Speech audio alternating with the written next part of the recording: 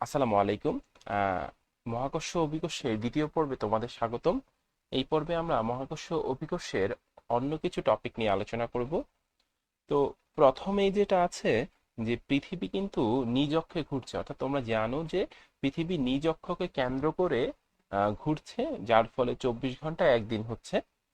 এই যে নিজ অক্ষে ঘুরছে, এই ঘূর্ণনের কারণে তোমরা যদি একটু খেয়াল করো, তার আগে তোমাদেরকে কয়েকটা জিনিস আমি বলে দিই। সেটা হচ্ছে বিষুব রেখা, তারপরে হচ্ছে অক্ষরেখা। অক্ষরেখাটা হচ্ছে পৃথিবীর উত্তর মেরু এবং দক্ষিণ মেরু, মানে মেরু অঞ্চল, যে দুইটা মেরু অঞ্চল আছে বা পোল আছে, নর্থ পোল সাউথ পোল, এই দুইটা পোলের ভিতর দিয়ে একটি কাল্পনিক রেখা গিয়েছে, যেই রেখাটায় রেখাটা দিয়েই কিন্তু পৃথিবীটা সূর্যকে কেন্দ্র করে ঘুরে। অর্থাৎ পৃথিবীটা সূর্যকে কেন্দ্র করে ঘুরে একটা কাল্পনিক বৃত্তাকার পথ রয়েছে। সেই কাল্পনিক বৃত্তাকার পথ পৃথিবীর যেই দুটি বিন্দু দিয়ে মানে অতিক্রম করে গিয়েছে, সেই দুটি বিন্দুর নাম হচ্ছে উত্তর মেরু ও দক্ষিণ মেরু। এই বিন্দু দিয়ে যে রেখাটা গিয়েছে সেটাকে বলা হয় হচ্ছে অক্ষরেখা। ঠিক আছে? এই অক্ষরেখার ঠিক 90 ডিগ্রিতে, অর্থাৎ অক্ষরেখা ছাড়া যে অপর যে জায়গাটা আছে, অর্থাৎ এটা আমরা মেরু অঞ্চল আছে আর একটা মরুভূমি আছে। এই মরুভূমির যে জায়গাটা আছে সেখানে বিষুব রেখা আছে। বিষুব রেখাটা হচ্ছে নিরক্ষরেখা বলতে পারো।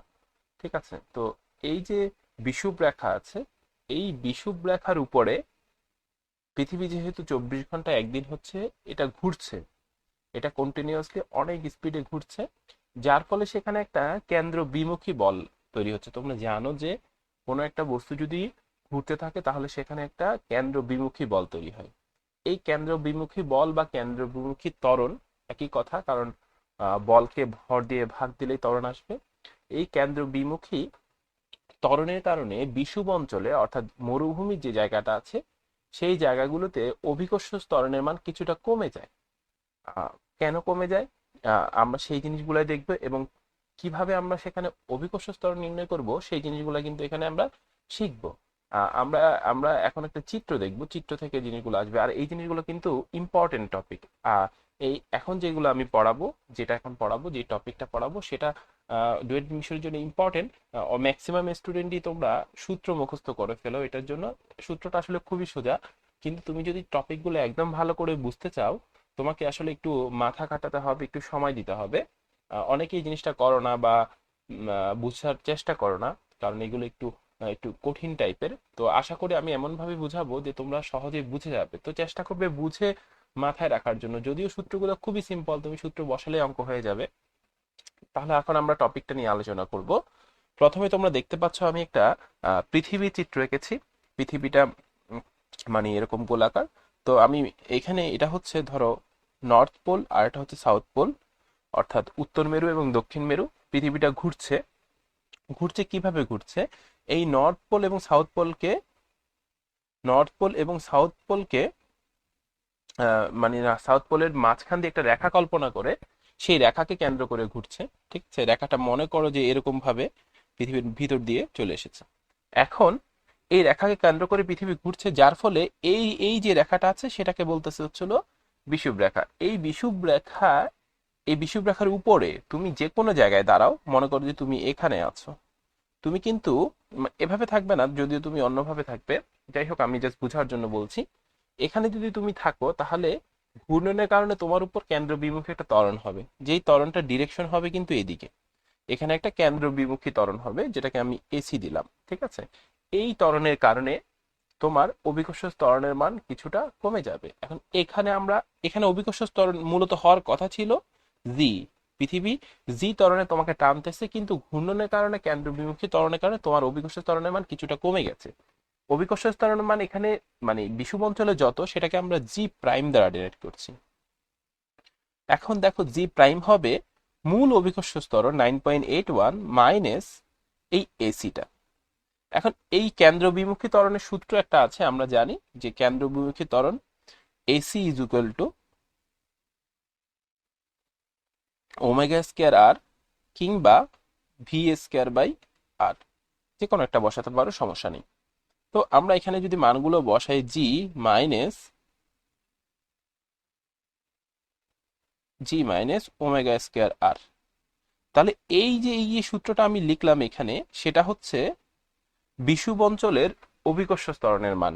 বিষুব অঞ্চলের অভিকর্ষ ত্বরণও বলতে পারো, কিংবা বিষুব অঞ্চলে কার্যকরী ত্বরণও বলতে পারো। কার্যকরী ত্বরণ জিনিসটা কি, তুমি যখন একটা বস্তুতে একটা ত্বরণ থাকবে, সেই ত্বরণ ছাড়াও এখানে অনেকগুলো ত্বরণ থাকতে পারে, সেগুলো সমষ্টিতে মানে রেজাল্টে যেই ত্বরণটা থাকবে সেটাই কার্যকরী।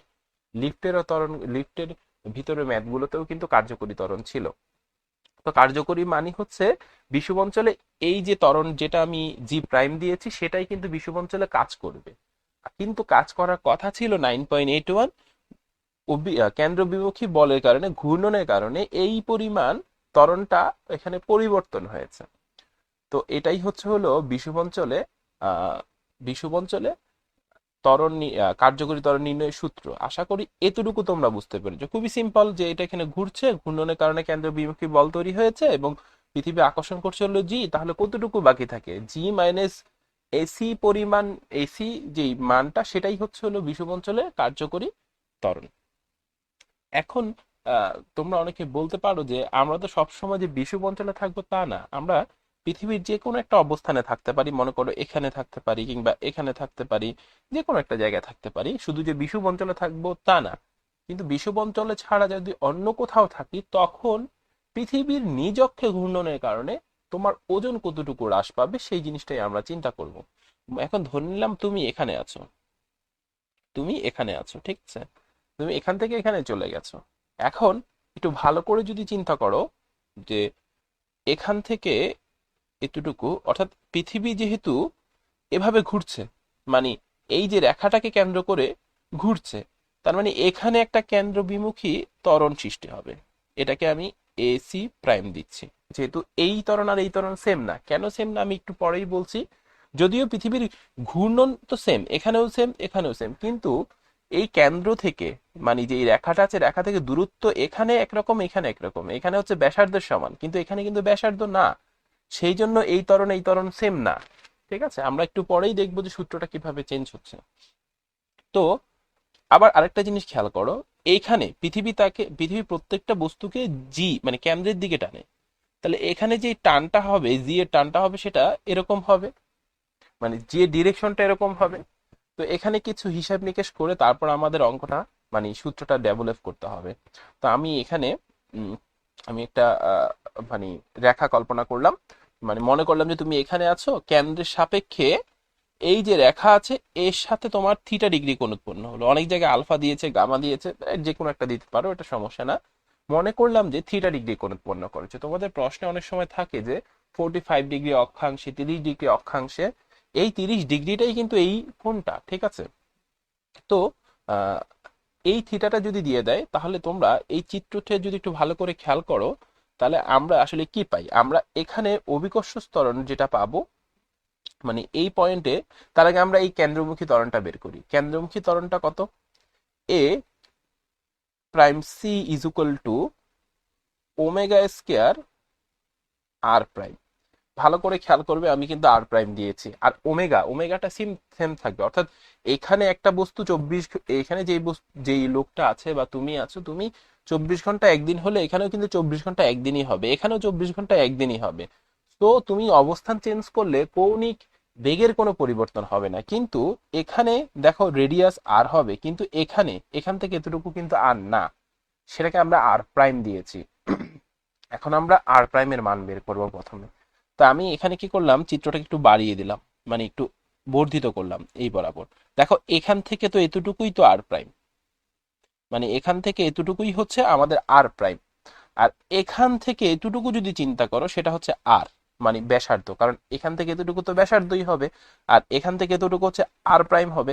আমি এখানে একটা ছোট চিত্র আঁকছি তোমরা বুঝার জন্য। এখান থেকে এতটুকু হচ্ছে আর, এখান থেকে এতটুকু হচ্ছে আর প্রাইম, আর এটা হচ্ছে আমাদের থিটা। তাহলে এখানে ভূমি আছে, অতিভুজ আছে, তাহলে আমরা cos theta is equal to জানি r prime divide by r, যেখান থেকে আমরা পাই r is equal to r prime cos, sorry, r prime is equal to r cos theta. তো আমরা এখানে মানটা বসাবো। কেন আমরা আর কস থিটাতে মানে আর এ কনভার্ট করলাম, এর মূল কারণটা হচ্ছে আমরা তো আসলে এখান থেকে সব সময় তো তুমি যে কোনো একটা জায়গায় থাকলে তুমি তো আহ, এই যে অক্ষরেখা থেকে তোমার দূরত্ব বলতে পারবে না, মানে অক্ষরেখা থেকে এই আর প্রাইমের মানটা তুমি জানবে না, বা প্রশ্নেও দেয়া থাকবে না, তোমাদেরকে আর দেয়া থাকবে, বা আর না দেয়া থাকলেও আমরা জানি যে 6.4 × 10⁶, কিন্তু এই আর প্রাইমের মানটা না জানার জন্য আমি আর প্রাইমটাকে আর এ কনভার্ট করেছি, কারণ তোমাদেরকে কোন দেয়া থাকবে, ঠিক আছে? তো আহ, এখনো অঙ্কটা শেষ হয়নি। তো আমরা আসলে এই টার্মটা পেয়ে গেছি। এখন এটা ডিরেকশন দিয়ে খেয়াল করো, আর এই জি এর ডিরেকশন খেয়াল করো। এখানে সম্পূর্ণ সম্পূর্ণ এটা কেন্দ্র বিমুখ হিসেবে কাজ করবে না। তুমি যদি ভালো করে চিত্রটা খেয়াল করো, এই চিত্রটা খেয়াল করো, এখানে এটা এখানে যে কোণ উৎপন্ন হয়েছে এখানে সেম একই কোণ উৎপন্ন হবে। অর্থাৎ একই সরলরেখায় দুইটা দাগ টানলে, এরকম যদি একই সরলরেখায় দুইটা দাগ টানা হয়, তাহলে এখানে যে কোণ এখানে একই কোণ, সিমিলারলি এখানে যে কোণ এখানেও একই কোণ। এখন তাহলে আমরা এই জি বরাবর এ এর একটা উপাংশ কাজ করবে, সেটা যদি তোমরা এই চিত্রটা খেয়াল করো তাহলে বুঝতে পারবে। মনে করো যে এটা হচ্ছে আমাদের এ প্রাইম সি, এটা হচ্ছে জি এর ডিরেকশন। এখন এই এ প্রাইম সিটাকে আমরা নিচে নিয়ে আসবো, জি এর ডিরেকশনে নিয়ে আসবো। থিটা কোণটা এরকম আছে, এটাকে যদি এখানে আনতে চাই অবশ্যই আমাদেরকে কি দিতে হবে, কস থিটা দিতে হবে। এই জিনিসটা আসলে আমি করব এখানে। তার মানে এই বরাবর এ প্রাইম সি কস থিটা কাজ করছে। তাহলে আমি এখানে কার্যকরী ত্বরণ জি প্রাইম, আবারও জি প্রাইম দিলাম, জি প্রাইম মানে কার্যকরী ত্বরণ, ঠিক আছে, is equal to g minus a prime c cos theta. তাহলে এখানে আমরা এ প্রাইম সি এর মানটা বসাই, g minus omega square r, দেখো এখানে একটা কস থিটা আছে, এখানেও একটা কস থিটা আছে, কস স্কোয়ার থিটা হয়ে যাবে। তাহলে এটাই আমার যে কোনো পজিশনের জন্য, দেখো আমাদের মূল সূত্র হচ্ছে এই একটা বক্সের সূত্র, এই একটা বক্সের সূত্র, এই বক্সের সূত্রটা শুধুমাত্র বিষুব অঞ্চলের জন্য হবে, আর এই বক্সের সূত্রটা হবে যে কোনো একটা পজিশনেই তুমি বের করতে পারো, সেখানে শুধুমাত্র অ্যাঙ্গেলটা দেয়া থাকলেই হবে যে এত ডিগ্রি অক্ষরেখার সাথে, সরি বিষুব রেখার যেই তলটা আছে সেই তলের সাথে এত ডিগ্রি কোণ উৎপন্ন করবে। সেই কোণটা যদি দেয়া থাকে তাহলে তুমি কিন্তু সূত্রটা বসিয়েই কিন্তু অঙ্কটা মানে সলভ করে ফেলতে পারবে। এরকম অঙ্ক কিন্তু আছে বইয়ে, এবং আমরা এগুলো কিন্তু একটু পরেই করব। তো এখানে থিটাটা কিভাবে দেয়া থাকতে পারে যে এত ডিগ্রি অক্ষাংশে, আর মনে রাখতে হবে এতটুকু কিন্তু ঘূর্ণনের কারণে পরিবর্তন হচ্ছে, এখানেও এতটুকু কিন্তু ঘূর্ণনের কারণে পরিবর্তন হচ্ছে। তো আশা করি এইটুকু তোমরা বুঝতে পেরেছো। এখন আমরা এই রিলেটেড ম্যাথ করতে যাব। এখন আমরা যে অঙ্কটা করব, তোমরা অঙ্কটা বই দেখতে পাচ্ছ। পৃথিবী নিজ অক্ষের সাপেক্ষে 24 ঘন্টায় একবার ঘুরছে, সেটা আমরা না দিলেও কিন্তু আমরা জানতাম। এরপরে বলেছে পৃথিবীর মেরুবিন্দুর অভিকর্ষ ত্বরণের মান বিষুব রেখার উপর অবস্থিত কোনো বিন্দুর অভিকর্ষ ত্বরণের চেয়ে কি পরিবর্তন হবে। এখন দেখো এখানে বলেছে যে মেরুবিন্দুর মেরুবিন্দুতে অভিকর্ষ ত্বরণ বিষুব রেখার উপরে আমাদের বলেছে। আমরা জানি যে বিষুব রেখার উপরে, আমরা অঙ্কটা এখন করব, বিষুব রেখার উপরে যে কার্যকরী ত্বরণ ছিল সেটা ছিল g prime is equal to g minus omega square. এটা আমরা শিখেছিলাম, এবং আমরা বলেছিলাম যে জি প্রাইমটা হচ্ছে কার্যকরী ত্বরণ, অর্থাৎ যেটা ওখানে বাস্তবে কাজ করবে, তুমি গেলে কিন্তু এই জিনিসটা অনুভব করতে পারবে। আর যেটা অনুভব করার কথা ছিল 9.81, আর মাইনাস হচ্ছে হলো যেটা পরিবর্তন হয়েছে সেন্ট্রিফিউগাল ফোর্সের কারণে, অর্থাৎ কেন্দ্রবিমুখী বলের কারণে যতটুকু চেঞ্জ হয়েছে। তার মানে আমাদের প্রশ্নে কিন্তু এইটুকু চেয়েছে, অর্থাৎ কতটুকু পরিবর্তন হয়েছে বিষুব অঞ্চলে পৃথিবীর ঘূর্ণনের কারণে। তাহলে আমরা যদি এতটুকু নির্ণয় করি তাহলে আমাদের আনসারটা হয়ে যাবে। তাহলে আমরা লিখতে পারি নির্ণয়ে পরিবর্তন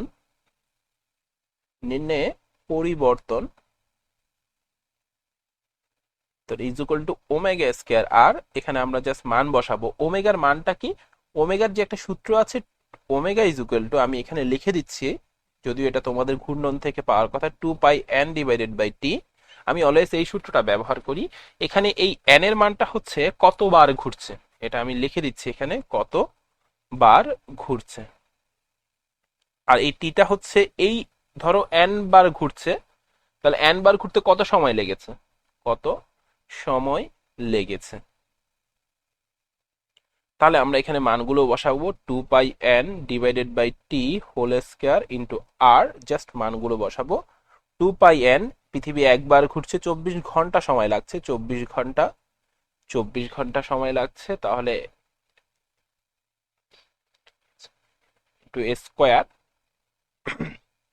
আর এর মানটা প্রশ্নে দেওয়া ছিল 6.4 ইন্টু 10⁻6।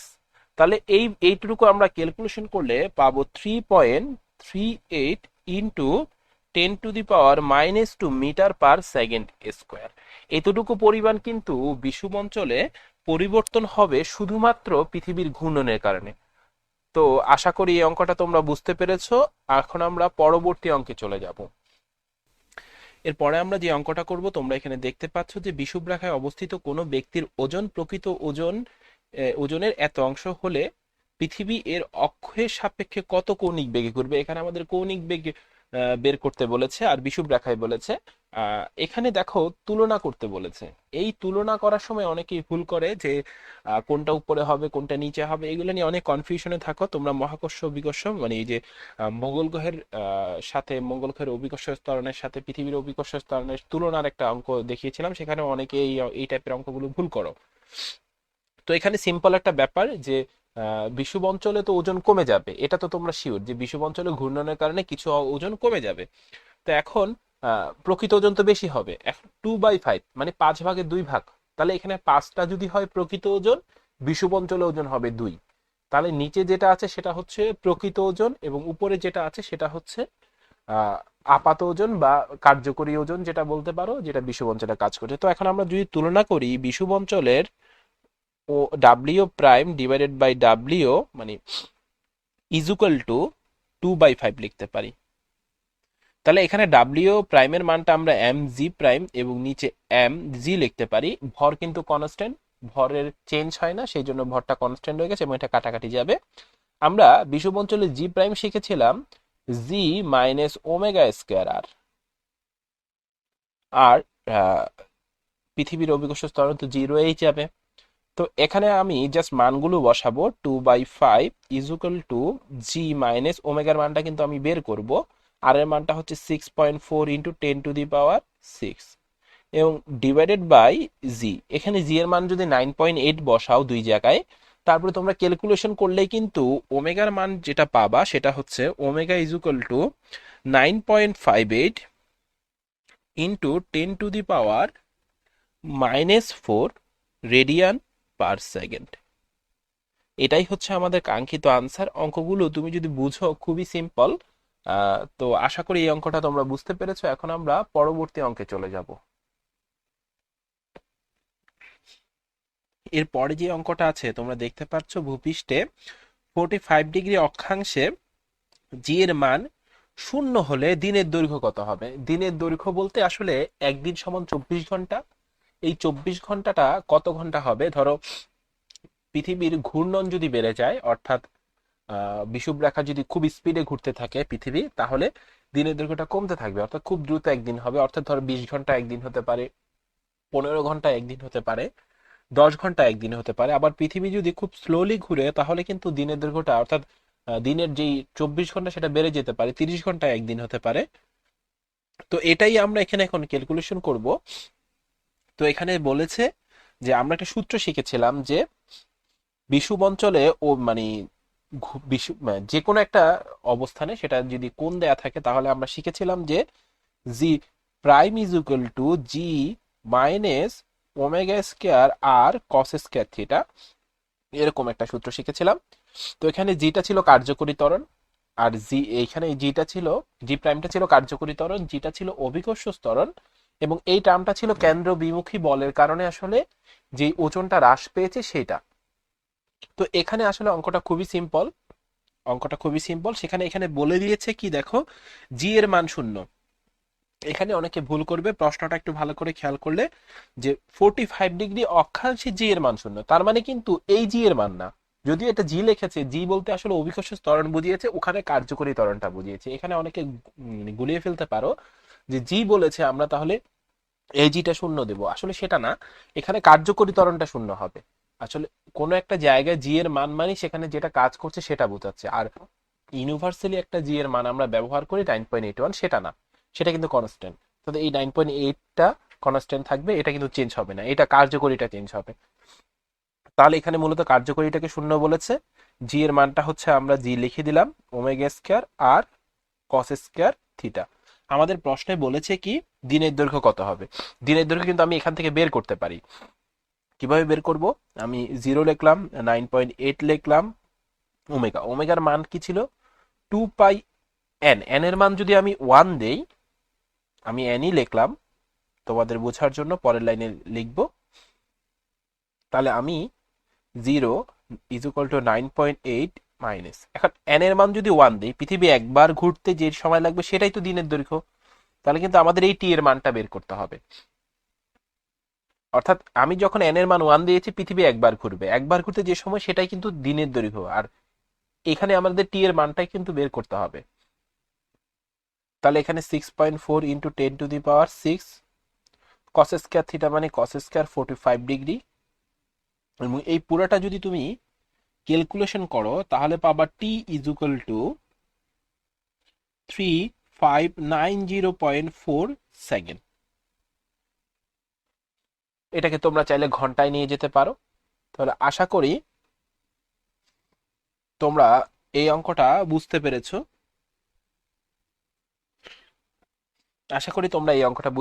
অঙ্কটা খুবই সিম্পল ছিল। এখানে অনেকে চিন্তা করতে পারো টি এর মান তো 24 ঘন্টা। হ্যাঁ, 24 ঘন্টা তো এখন বর্তমানে কারেক্টলি যেটা আছে সেটা 24 ঘন্টা। কিন্তু এই 24 ঘন্টা যখন আছে তখন কিন্তু তোমার হচ্ছে আহ বিষুবরেখায় কিন্তু কার্যকরী ত্বরণ জিরো হচ্ছে না। যদি জিরো হয় তখন কত হবে সেটা বের করতে বলেছে। দেখো সেটা কিন্তু 24 ঘন্টা না, এটা প্রায় 1 ঘন্টার মতো এসেছে। কারণ 3600 সেকেন্ডে কিন্তু 1 ঘন্টা, মানে 1 ঘন্টা যদি দিনের দৈর্ঘ্য হয়, মানে 1 ঘন্টা একদিন হয়ে যায়, তখন কিন্তু বিষুব অঞ্চলে গেলে তুমি কোনো ত্বরণ অনুভব, মানে অভিকর্ষ ত্বরণ অনুভব করবে না। তুমি হয়তো পারে মহাশূন্যে বিলীন হয়ে যেতে পারো, এরকম একটা সম্ভাবনা তৈরি হতে পারে। তো আশা করি অঙ্কটা তোমরা বুঝতে পেরেছো। অঙ্কগুলো কিন্তু অনেক ডিপলি, অনেক মানে অনেক পেঁচানো, তুমি যদি চিন্তা করো অনেকক্ষণ চিন্তা করার পরে কিন্তু অঙ্কটা বুঝতে পারবে। কিন্তু এই অধ্যায়ের অঙ্কগুলো তুমি সলিউশন করতে গেলে খুব দ্রুত সলিউশন করতে পারবে। দেখো সূত্রগুলো কিন্তু খুব সহজ সহজ সূত্র, বসালেই কিন্তু অঙ্ক হয়ে যায়। তো আশা করি এতটুকু তোমরা বুঝতে পেরেছো। এখন আমরা অন্য একটা টপিকে চলে যাব। আহ, এখন আমি যে টপিকটা নিয়ে আলোচনা করব সেটা হচ্ছে মুক্তিবেগ বা এসকেপ ভেলোসিটি। মুক্তিবেগ কি বা এসকেপ ভেলোসিটি কি, এটা খুব মজাদার একটা বিষয়। সেটা হচ্ছে তুমি যদি কোনো একটা বস্তুকে এমন বেগে নিক্ষেপ করতে পারো যে এটা আর পৃথিবীতে ফেরত আসবে না, অর্থাৎ এটা মহাশূন্যে বিলীন হয়ে যাবে, সেই বেগটাকে আসলে মুক্তি বেগ বলে। আমি আবারও জিনিসটা ক্লিয়ার করছি, এমন বেগে মারতে হবে, একবারই কিন্তু তুমি বেগ দিতে পারবে, বেগটা বাড়াতে পারবে না। অর্থাৎ তুমি অনেক জোরে যদি একটা জিনিস ছুড়ে মারো, এমনও যদি হয় যে সেটা পৃথিবীর মহাশূন্যে চলে যায়, অর্থাৎ পৃথিবীর বাইরে চলে যায়, তখন সেটাকে আমরা, সেই বেগটাকে, ইনিশিয়াল বেগটাকে আমরা মুক্তিবেগ বলবো। এই মুক্তিবেগটা এক একটা গ্রহের জন্য এক এক রকম। আর মুক্তিবেগটা খুবই মজাদার হলো, এটা কিন্তু পৃথিবীর জন্য বা যে কোনো গ্রহের জন্য খুবই ইম্পর্টেন্ট। এই মুক্তিবেগের উপরে অনেক কিছু নির্ভর করে। এই মুক্তিবেগের উপরও কিন্তু ব্ল্যাক হোলটা, মানে ব্ল্যাক হোল, আমরা নাম শুনেছি অনেকে, ব্ল্যাক হোল কিন্তু মুক্তিবেগের উপর ডিপেন্ড করে। মানে এখানে অনেকগুলো ফাংশন চলে আসে মুক্তিবেগের। তো মুক্তিবেগটা আসলে একটা ইম্পর্টেন্ট টপিক, সেই জন্য দিয়েছে। আর মুক্তিবেগের একটা প্রমাণ আছে, মানে মুক্তিবেগের সূত্রটা যেভাবে যেখান থেকে এসেছে, আমি প্রমাণটা দেখাবো না। প্রমাণটা তোমরা হয়তো, প্রমাণটা আমি তোমাদেরকে সিম্পলি বলে দেই যে কোনো একটা বস্তুকে যদি মহাশূন্যে ছুঁড়ে মারো, বিলীন হয়ে যায়, তাহলে কি পরিমাণ বেগ লাগবে সেটা তো বের করতে পারো। মুক্তিবেগের প্রমাণটা খুবই সিম্পল। সেটা হচ্ছে কোন একটা বস্তুকে যদি ছুঁড়ে মারো, তাহলে এটা হচ্ছে পৃথিবীর রেডিয়াস থেকে মহাশূন্যে যেতে কি পরিমাণ কাজ হয়েছে, সেই কাজটা = 1/2 mv² দিলে সেখান থেকে ভি এর মানটা বের হয়ে যাবে। এটা আসলে দিতে করাচ্ছি না, কারণ এটা মানে প্রয়োজন নেই, আমি জাস্ট সূত্রটা লিখে দিচ্ছি। সেটা হচ্ছে মুক্তিবেগের যে সূত্রটা আছে সেটা হচ্ছে এসকেপ ভেলোসিটি ভিই, এটাকে ভিই দ্বারা ডিনাইট করে √2gm ডিভাইডেড বাই আর। এটা হচ্ছে মুক্তিবেগের সূত্র। এই সূত্রটা তোমরা মাথায় রাখলেই কিন্তু অঙ্কগুলো পারবে। Escape velocity = √2gm divided by r. এখানে আরটা হচ্ছে ব্যাসার্ধ যে গ্রহ আছে সেই ব্যাসার্ধ, আমি এটাকে বড় হাতের আর দিতে পারি, সমস্যা নেই। তো আমি এখানে একটা জিনিস দেখো, তোমরা এখানে এটাকে বিভিন্ন ভাবে কনভার্ট করতে পারবে। কিভাবে? আমরা জানি g is equal to g m divided by r square, এই জিনিসটা তোমরা জানো। তাহলে আমরা এখানে আমরা এরকম ভাবে লিখতে পারি two g m r divided by r square, উপরেও একটা আর দিলাম, নিচেও একটা আর দিলাম। এই পুরো ফাংশনটা এতটুকুটা হচ্ছে জি, অভিকর্ষ ত্বরণ। তাহলে আমরা টু জি আর লিখতে পারি। এটা কিন্তু মুক্তিবেগের আরেকটা সূত্র, তোমরা একটু ভালো করে খেয়াল করলে বুঝতে পারবা যে এটা হচ্ছে মুক্তি। তাহলে আমরা যে কোনো একটা সূত্র, তাহলে এখানে আমরা এই সূত্রটা এখানে বসাতে পারি মুক্তিবেগের জন্য। আবার এই সূত্রটা বসাতে পারি যখন যেটা প্রয়োজন হয়, ডাটা দেখে যে ডাটায় কি দেওয়া আছে সেটার উপর ডিপেন্ড করে আমরা সূত্রগুলো বসাতে পারি। তাহলে এখন আমরা মুক্তিবেগের অঙ্ক করব। প্রথমে যে অঙ্কটা আছে তোমরা দেখতে পাচ্ছ, বৃহস্পতির ভর এবং ব্যাসার্ধ যথাক্রমে দেয়া আছে।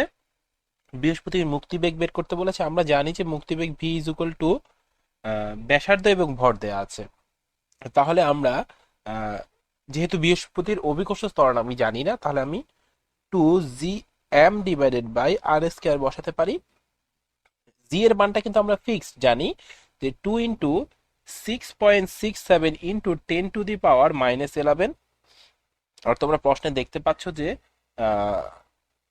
এম ভরটা দেয়া আছে 1.9 ইন্টু 10⁻27। এবং তোমরা দেখতে পাচ্ছ যে আহ, এবং আর এর মানটা দেয়া আছে 7.7 ইন্টু 10⁻7। তাহলে আমরা এখান থেকে ক্যালকুলেশন করলে পাই যে 6.017 ইন্টু 10⁻4 মিটার পার সেকেন্ড। এটা এই বেগে যদি তুমি বৃহস্পতি থেকে কোনো একটা বস্তুকে উপরের দিকে নিক্ষেপ করো, তাহলে বস্তুটা বৃহস্পতিতে আর ফেরত আসবে না, বরঞ্চ মহাশূন্যে চলে যাবে। আর এই পৃথিবীর ক্ষেত্রে মুক্তিবেগের মানটা হচ্ছে 11.25 কিলোমিটার পার সেকেন্ড। তুমি যদি পৃথিবীর থেকে কোনো একটা বস্তুকে 11.25 কিলোমিটার পার সেকেন্ড বেগে উপরের দিকে নিক্ষেপ করতে পারো, তাহলে বস্তুটা কখনো পৃথিবীতে আর ফেরত আসবে না। আমি এখানে একটা জিনিস তোমাদের বলে দেই, সেটা হচ্ছে তোমরা অনেকে মনে করতে পারো যে রকেট যে মহাশূন্যে যায় সেটা হতে পারে যে মুক্তিবেগে নিক্ষেপ করে। রকেটকে কিন্তু মুক্তিবেগে নিক্ষেপ করা হয় না। অর্থাৎ রকেটে যদি তুমি ভালো করে দেখো, রকেটটা স্থির থাকে, আস্তে আস্তে বেগ বৃদ্ধি পায়। বেগ বৃদ্ধি পেয়ে প্রতিনিয়ত জ্বালানি নির্গমন হয় এবং জ্বালানির যে ধাক্কা তার কারণে বস্তুটা উপরের দিকে উঠতে থাকে। এখন রকেটটা মুক্তিবেগটা এরকম না। মুক্তিবেগটা হচ্ছে প্রথমে এমন একটা বেগ দিবা, এত বেশি বেগ দিবে এটা উপরে চলে চলে যেতে থাকবে। রকেট তো প্রথমে কোনো বেগ দেওয়া হয় না, এটাকে ত্বরণ দেওয়া হয়, প্রথমে স্থির থাকে। তার মানে রকেট কিন্তু মুক্তিবেগের মধ্যে পড়ে না। তো অনেকে এই জায়গাটা কনফিউজ থাকো, আমি এই জায়গাটা তোমাদেরকে ক্লিয়ার করে দিলাম। আশা করি এখন তোমরা জিনিসটা বুঝতে পেরেছো। তো এখন আমরা পরবর্তী অঙ্ক করব। পরবর্তী অঙ্ক তোমরা দেখতে পাচ্ছ যে মঙ্গল গ্রহের ভর ও ব্যাসার্ধ যথাক্রমে দেয়া আছে। মঙ্গল গ্রহের মুক্তিবেগ কত? তাহলে আগে মঙ্গল গ্রহের মুক্তিবেগ বের করি আমরা। ভিই ইজ ইকুয়াল টু, আমরা জানি 2gm ডিভাইডেড বাই আর। এখানে আমরা মানগুলো বসাবো। 2 × 6.67 ইন্টু 10⁻11 ইন্টু এম। মঙ্গল গ্রহের ভর দেয়া আছে 6.34 ইন্টু 10⁻23 দেয়া আছে। এবং ব্যাসার্ধ দেয়া আছে 3.43 ইন্টু 10⁻6।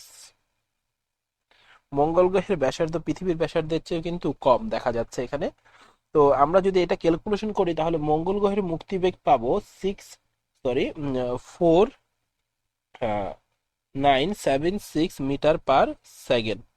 এটা হচ্ছে মঙ্গল গ্রহের মুক্তিবেগ। অর্থাৎ এই বেগে যদি মঙ্গল গ্রহে তুমি কিছু নিক্ষেপ করো, তাহলে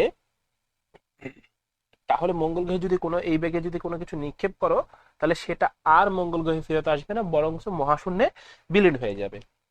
এরপরে আমাদের প্রশ্নে বলেছে যদি মঙ্গল গ্রহের ভর মানে চেঞ্জ হয়ে যায়, কিছুটা চেঞ্জ হয়, তাহলে মুক্তিবেগ শতকরা কত পরিবর্তন হবে? তাহলে আগে যখন চেঞ্জ হয়েছে তখন মুক্তিবেগ কত সেটা আমরা বের করি। V e is equal to √2 gm divided by আর।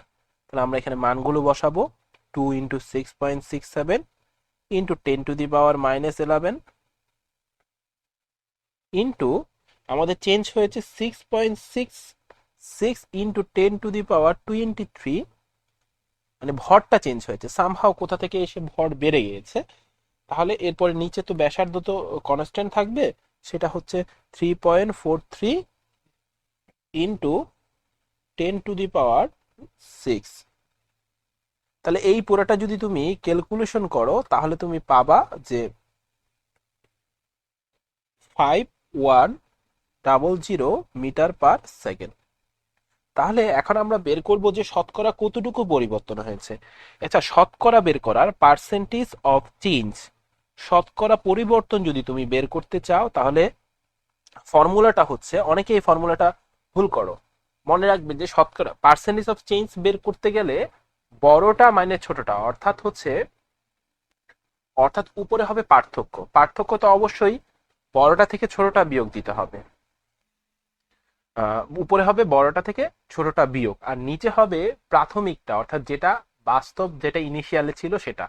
এই জায়গায় এই চেঞ্জ অফ পার্সেন্টেজে তোমাদের সামনে কিন্তু অনেক করতে হবে, মানে তোমরা যত সামনে যাবে তখন চেঞ্জ অফ পার্সেন্টেজ এটা বেশি করতে হবে। তো এই জিনিসটা মাথায় রাখতে পারো যে উপরে হবে পার্থক্য, নিচে হবে ইনিশিয়ালটা, প্রথম প্রাথমিক অবস্থায় যেটা ছিল। তাহলে আমরা উপরে যদি পার্থক্য থেকে বড় 5100 মাইনাস 4976, ইনিশিয়ালে কত ছিল? 4976। তাহলে এই জিনিসটা যদি আমরা ক্যালকুলেশন করি তাহলে আমরা পাবো 2.49%। এখন এটার আনসারটা কিন্তু দশমিকে আসবে, অর্থাৎ এটার আনসারটা আসবে 0.0249। এখন 0.0249 যে কথা, 2.49% একই কথা, মানে 100% দিয়ে গুণ দেওয়া। অনেকে কি করে 100% দিয়ে গুণ দাও, গুণ দিলেও যে কথা, না দিলেও একই কথা, মানে এটার জন্য কোনো মার্কস কাটবে না।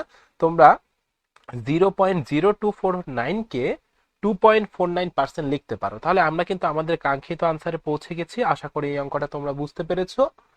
এখন আমরা পরবর্তী যে টপিকটা নিয়ে আলোচনা করব সেটা হচ্ছে ক্যাপলারের সূত্র। বিজ্ঞানী ক্যাপলার প্রায় 1400 খ্রিস্টাব্দের দিকে তিনটা সূত্র দিয়েছিলেন মহাকাশ নিয়ে। সেই তিনটা সূত্র কিন্তু আজও মানে অনেক ভালোভাবে প্রতিষ্ঠিত আছে, এবং এটা খুব ইম্পর্টেন্ট সূত্র। সেটা হচ্ছে প্রথম যেটা বলেছেন তিনি, তার আগে আমি একটা দুইটা কথা ইনক্লুড করি। ক্যাপলার যখন সূত্রগুলো দিয়েছিলেন তখন কোনো দূরবীক্ষণ যন্ত্র ছিল না, মানে দূরবীক্ষণ যন্ত্র তখনও আবিষ্কৃত হয়নি, বা আবিষ্কৃত হলেও ওরকম ভাবে ছিল না। ঠিক আছে, সর্বপ্রথম দূরবীক্ষণ যন্ত্র গ্যালিলিও তৈরি করেছিলেন। তো ক্যাপলারের কাছে ওরকম দূরবীক্ষণ যন্ত্র ছিল না। তারা কিভাবে যে এত কিছু আবিষ্কার করেছে সেটা আসলে খুবই বিস্ময়কর ব্যাপার। তো ক্যাপলার প্রথম যে সূত্রটা দিয়েছিলেন, তিনি সর্বপ্রথম ব্যক্তি ছিলেন যিনি বলেছিলেন যে পৃথিবী পৃথিবী না, মানে পুরো সৌরজগতে আহ, কেউই বৃত্তাকার পথে পরিভ্রমণ করে না, সবাই উপবৃত্তাকার পথে পরিভ্রমণ করে সূর্যকে কেন্দ্রে রেখে। মানে তিনি বলেছিলেন যে যে সূর্যকে একটা ফোকাসে রেখে, প্রত্যেকটা গ্রহ সূর্যকে ফোকাসে রেখে, মানে সূর্যকে কেন্দ্র করে বৃত্তাকার পথে পরিভ্রমণ না করে উপবৃত্তাকার বা ইলিপসের পথে পরিভ্রমণ করে। অর্থাৎ আমরা যে চিন্তা করতাম আগে যে সূর্য মাঝখানে, চারপাশে গোলাকার কক্ষপথে হচ্ছে পৃথিবী সহ অন্যান্য গ্রহ, সেটা আসলে ভুল। সেটা 1400 খ্রিস্টাব্দে ক্যাপলার বলে গিয়েছেন, না এটা গোলাকার না, এটা হচ্ছে উপবৃত্তাকার বা ইলিপস। তো আশা করি ক্যাপলারের প্রথম সূত্রটা তোমরা বুঝতে পেরেছো। এরপর দ্বিতীয় যে সূত্রটা আছে, বা দ্বিতীয় যে লটা আছে, সেটা হচ্ছে ক্যাপলার বলেছেন যে এখন এখানে আসলে একটা ঝামেলা বেঁধে গিয়েছিল তখন। সেটা হচ্ছে, আমি তোমাদের চিত্রটা এঁকে দেখি, তোমরা বুঝতে পারবে। মনে করো যে এটা সূর্য, এটা হচ্ছে সূর্য। তাহলে এখানে হচ্ছে এই ইলিপস আকার পথে,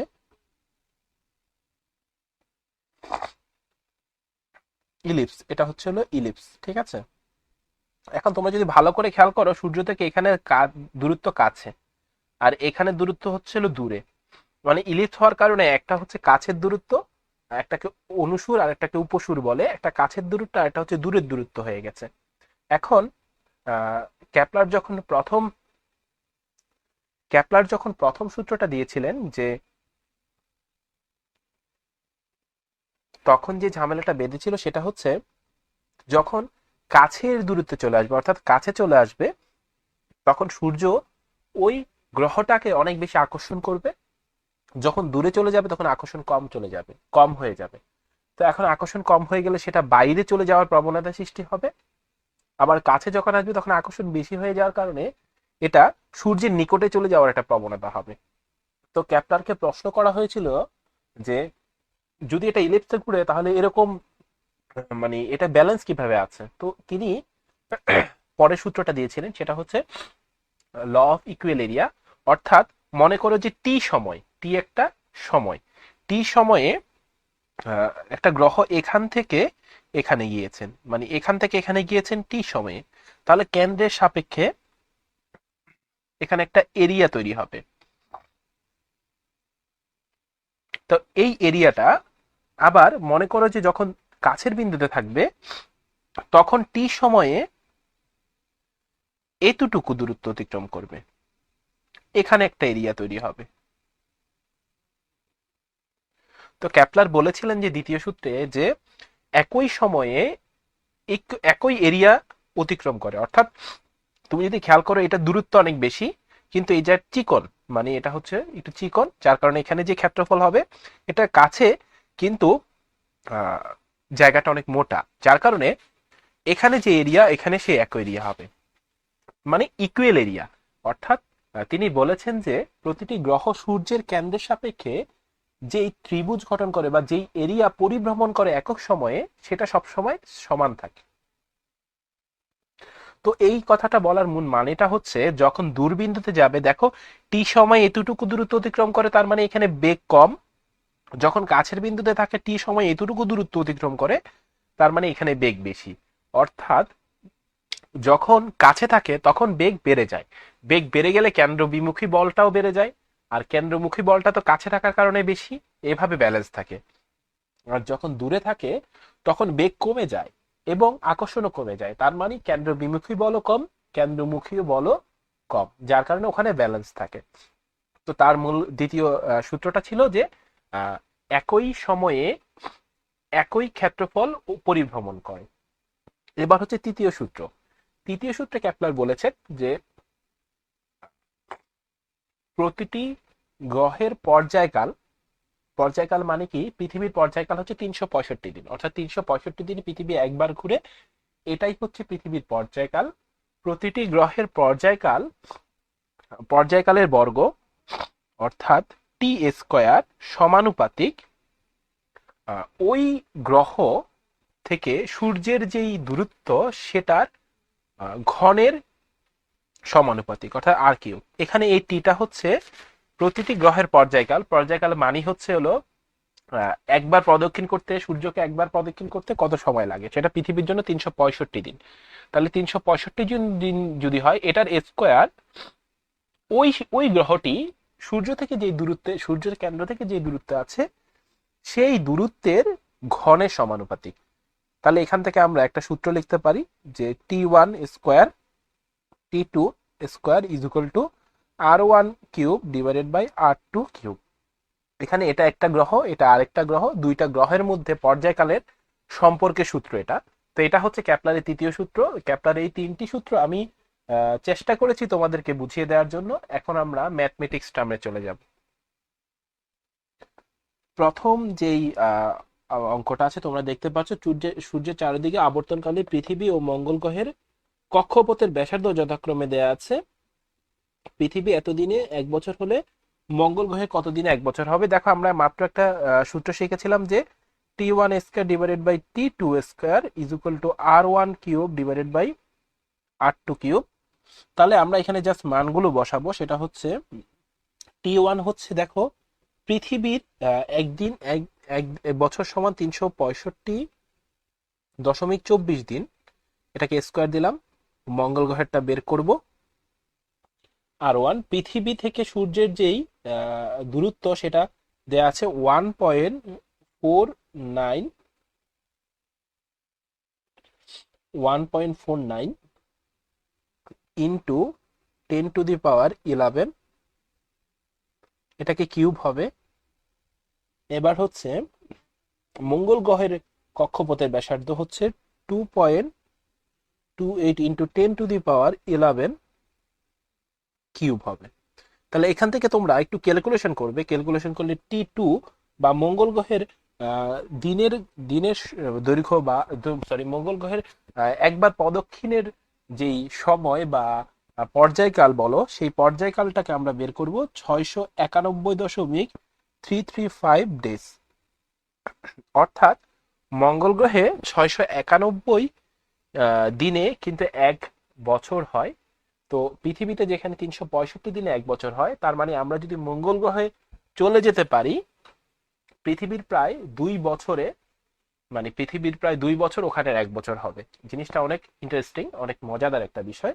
তো এরপরে আমরা পরবর্তী অঙ্কে চলে যাব। তোমরা দেখতে পাচ্ছ যে বুধ গ্রহের অনুসুর অনুসুর আর অপসুর দেয়া আছে, অপসুরের দূরত্ব দেয়া আছে। আমরা অনুসুর আর অপসুর বলেছিলাম যে যখন ক্যাপলারের দ্বিতীয় সূত্রটা পড়াচ্ছিলাম। অনুসুর হচ্ছে পৃথিবী বা বুধ গ্রহ বা যে কোনো গ্রহ সূর্যকে কেন্দ্র করে উপবৃত্তাকার পথে পরিভ্রমণ করে। এই উপবৃত্তাকার পথে যখন সবচেয়ে নিকটতম বিন্দুটা হচ্ছে অনুসুর এবং সবচেয়ে দূরের বিন্দুটা হচ্ছে অপসুর। তো অনুসুর অপসুরের দূরত্ব দেয়া আছে। তো এখানে বলেছে যে দ্রুতি বের করতে হবে যদি অপসুরের দ্রুতি দেয়া থাকে। আমি একটু চিত্রটা আঁকি, তোমাদের বুঝতে সুবিধা হবে। এটা হচ্ছে সূর্য, এটা হচ্ছে আমাদের সেই ইলিপস, এটা হচ্ছে দূরের যেটাকে আমরা অপসুর বলবো, এটা হচ্ছে কাছের যেটাকে আমরা অনুসুর বলবো। ঠিক আছে? তো এখানে এখানে এটার মান দেয়া আছে, এটার মান দেয়া আছে। আমাকে যে বেগটা দেয়া আছে সেটা হচ্ছে অপসুরের স্থানে এখানের ভ্যালোসিটি দেয়া আছে। মনে করো এটা V1, এটা R1, এটা হচ্ছে R2, এটা হচ্ছে V2 বের করব। এখন আমি একটা চিত্র এঁকেছিলাম, দেখো এরকম ভাবে একটা চিত্র এঁকেছিলাম যে ইকুয়াল এরিয়া পরিভ্রমণ করে। তাহলে এখানে দেখো দুইটা ত্রিভুজের মতো আছে। আমি এটা অনেক বড় মানে চিত্রে অনেক বড় দেখাচ্ছে, বাস্তবে খুব ছোট যদি একটা অংশ নাও তাহলে তুমি খেয়াল করবে যে এইখানে মানে এই জায়গাটা সমান হবে। আমি অনেকগুলো জায়গায় বলেছিলাম যে তুমি একটা বিশাল বড় বৃত্ত থেকে যদি ছোট্ট একটা বৃত্তচাপ নাও তাহলে সেই বৃত্তচাপটা সরল রেখার মতো হবে। তার মানে এখানে একটা ত্রিভুজ উৎপন্ন হবে, সেই ত্রিভুজের দূরত্বটা হচ্ছে মানে হাইটটা হচ্ছে এটা, যেটা হচ্ছে অপসুরের দৈর্ঘ্য। এখানে যে ত্রিভুজটা উৎপন্ন হবে সেটার হাইটটা হচ্ছে অনুসুরের দৈর্ঘ্য। ঠিক আছে? আর অতিক্রান্ত দূরত্ব দেখো টি যদি সময় হয় দুই জায়গায় সেম থাকে, এইখান থেকে এতটুকু দূরত্ব s ইজ ইকুয়াল টু ভিটি, এখান থেকে এতটুকু দূরত্ব s ইজ ইকুয়াল টু ভিটি হবে। তার মানে সেখান থেকে আমরা পাই যে এইটার ক্ষেত্রফলটাকে হিসাবে পাই হাফ ইন্টু ভূমিটা হচ্ছে s, এখানের জন্য s1 আমি লিখলাম, ইন্টু এই হাইটটা হচ্ছে অনুসুরের দৈর্ঘ্য। অনুসুরের দৈর্ঘ্যটাকে আমি R2 দিলাম এটার জন্য, সরি এখানে তাহলে দিলে এখানে S2 দিলাম, এটা S2 এটা হচ্ছে S1 is equal to half into S1 into R1।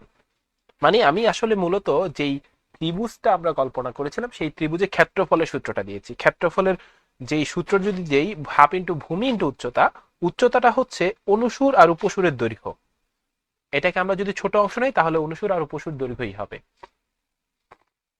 আর যদি আমরা ভূমিটা দেখি, ভূমিটা যে দূরত্ব সেটা হচ্ছে যদি টি সময়, দুই জায়গায় কিন্তু সেম সময় হলে টি সময় যদি ধরি তাহলে s ইজ ইকুয়াল টু ভিটি সূত্রটা বসিয়েছি। তাহলে এখানে আমরা মানগুলো বসাবো। S2 এর মানটা হচ্ছে V2 টি ইন্টু R2, আর এখানে হবে হাফ S1 এর মানটা হচ্ছে V1 ইন্টু টি, দুই জায়গায় সেম, কারণ ক্যাপলার বলেছিল একই সময়ে সমান ক্ষেত্রফল পরিভ্রমণ করে, তাহলে একই সময় হবে। R1 এর মানটা এখানে আমরা এই টি কাটা আমরা জাস্ট মানগুলো বসাবো। এই V2 এর মানটা তো আমাদের বের করতে বলেছে, তাহলে হাফ ইন্টু V2, R2 এর যে মানটা আছে সেটা দেখো। R2 এর মানটা মানে হ্যাঁ, R2 এর মানটা মানে হচ্ছে অনুসুরের মানটা। অনুসুরের মানটা হচ্ছে 4.59, 4.59 into 10⁻10 is equal to half into V1 এর যে মানটা আছে 3.88 ইন্টু 10⁻4 ইন্টু, এরপর আমাদের আছে যে অনুসুরের দৈর্ঘ্য, অনুসুরের দৈর্ঘ্যটা হচ্ছিল 6.98 ইন্টু 10⁻10। তাহলে এখান থেকে তোমরা ক্যালকুলেশন করলে পাবা যে V2 is equal to 5.9 into 10⁻4 metre per second. এবং আমরা কিন্তু আমাদের কাঙ্ক্ষিত অনুসুরে কত দ্রুতি থাকবে বা কত বেগ থাকবে সেটা কিন্তু আমরা বের করে ফেলেছি এই সূত্রের মাধ্যমে। এটা ক্যাপলারের দ্বিতীয় সূত্রের অঙ্ক।